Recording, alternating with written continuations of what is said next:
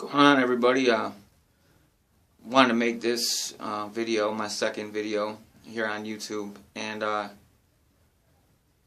what I want to talk about is kind of continuing from my last video, and that's basically the way information can be misrepresented and do more damage than it does anybody any kind of positive.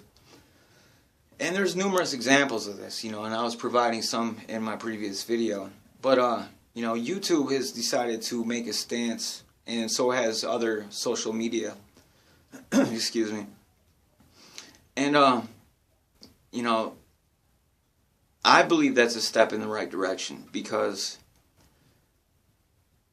time and time again, when these tragedies occur and innocent people lose their lives because some unstable psychopath gets a hold of a gun, usually legally, and decides to shoot up a school, college, whatever. And then certain people get online on YouTube and post videos saying it didn't happen the way the mainstream media, is the term that they like to use so much, says it did. And right off the bat, I trust the mainstream media more than I trust Joe Schmo sitting in his basement posting videos. I do have to hand it to the cleverness of some of these people, because to an uneducated person, the way that they present their videos and really go into depth and detail, saying well, this can't be true because of this detail right here. But well, for example, Sandy Hook. There's a documentary that was called "We Need to Talk About Sandy Hook," and it got quite a bit of views.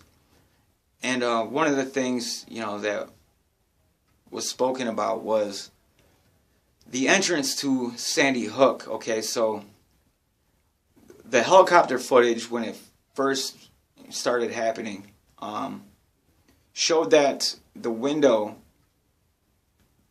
in the front, the main entrance, was unbroken, unshattered.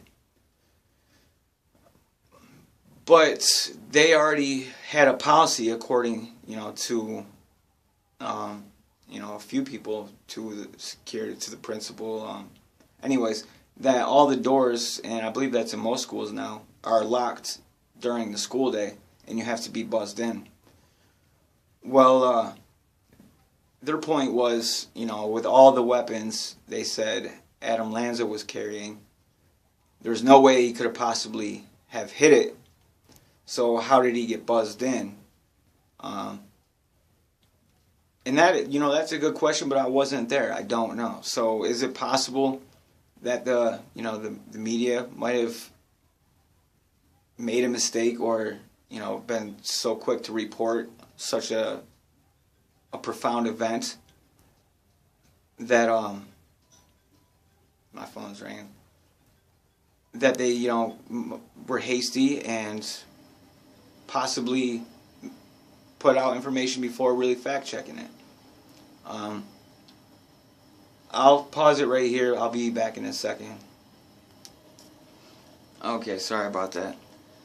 And that's just one example. There's many that these conspiracy theorists use to try to make their point. And like I said, it can be convincing unless you really watch a lot of news and get the facts. But what I want to talk about is what's going on in Florida right now with the gun legislation. And I personally don't believe it's enough, but it's a good start. The way I see it, the more legislation and bills that get passed, the sooner we can head towards, you know, a society that's gun-free, that no longer has to worry about, you know, these ridiculous mass casualty events. And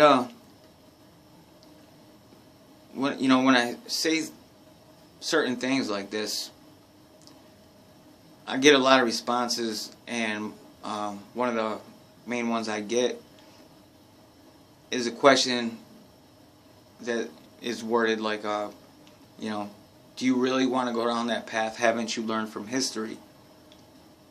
Well,